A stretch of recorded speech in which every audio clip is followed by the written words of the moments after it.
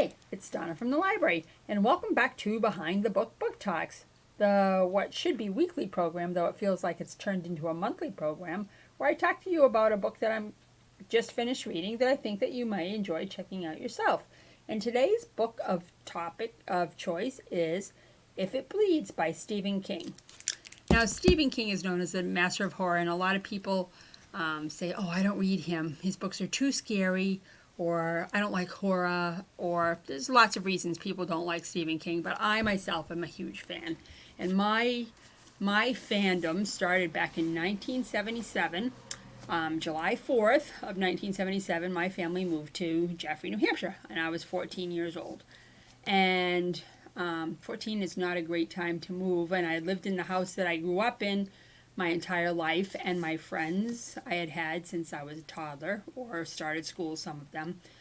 So moving to Jaffrey was just not a good situation for me. But my parents still owned the house in Massachusetts. We couldn't sell it. And my mom had a reason to go there pretty much every day. So the summer of 77, I took a lawn chair with me and a book and camped out at the old house that we grew up in while my mother did whatever she had to do. And one day, the book that I chose to bring with me was The Shining, Stephen King's The Shining.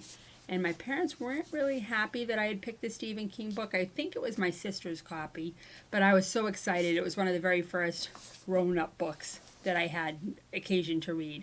So it was a rainy day that summer, and I was sitting in the house that had absolutely no furniture in it at all, except for my lawn chair. And I was reading this book, and I freaked myself out. It was such a good scare, though.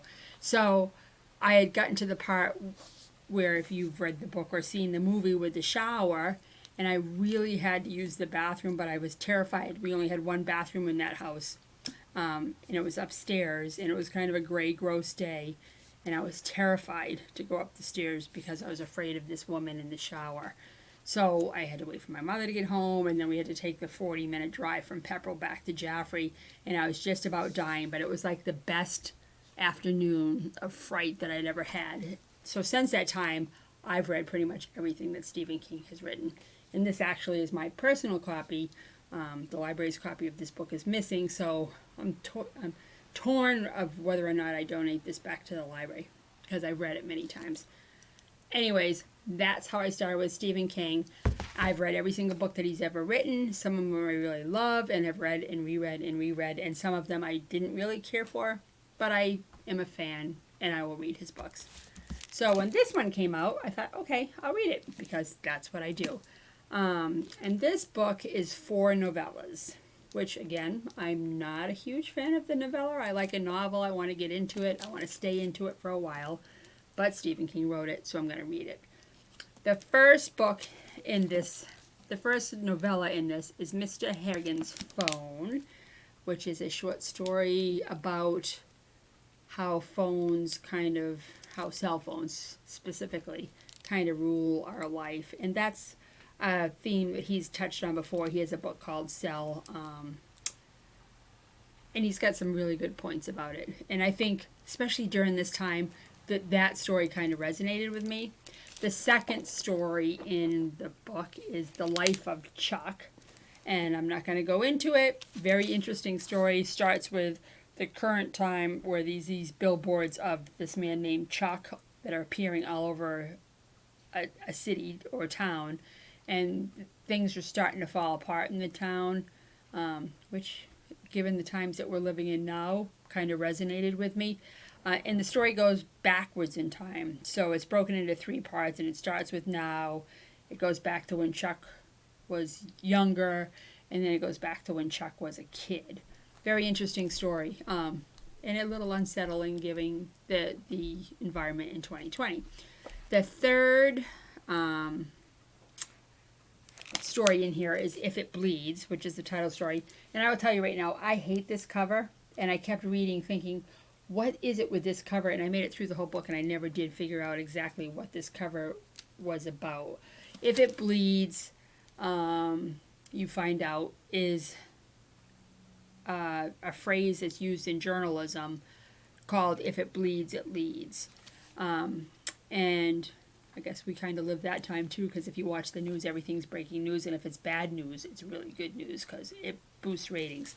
If It Bleeds continues the story of Holly Gibney, who was part of the Mr. Mercedes trilogy that Stephen King wrote, and then she kind of became a main character in his book The Outsiders. And this book is this story is kind of a post-Outsiders story, so you get to see a little bit more of Holly in action. She's one of my favorite characters of his. I really am glad when I see her come back, so I was happy to see her show up again in this book. And the last one is called Rat. And again, Rat builds on a theme that he writes a lot about.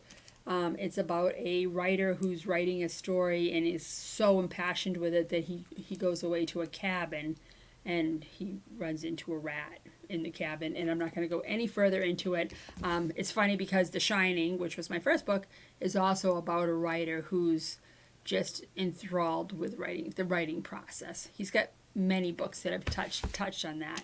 So that is If It Bleeds by Stephen King. We have it at the library. If you've read any of his, I would highly recommend it. And if you haven't read any of his and you just want to try a short story or two, they're not so far-fetched that you think, oh, this could never happen. Every one of these stories you think, well, the last one maybe a little bit, this couldn't happen. But the first three especially, I think you would see that real life has some horror in it too. Like I said, I'm a fan of his, so I'm going to recommend anything he reads. And that's my talk for the week. So I hope you have a chance to check it out.